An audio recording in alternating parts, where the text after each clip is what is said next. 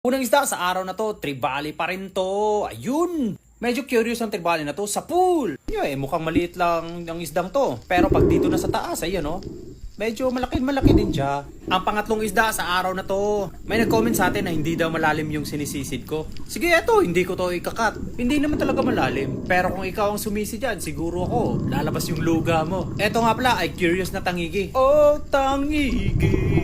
Wow, ang ganda ng boses ko. Kumusta na kaya si Oscar ngayon? Bossing!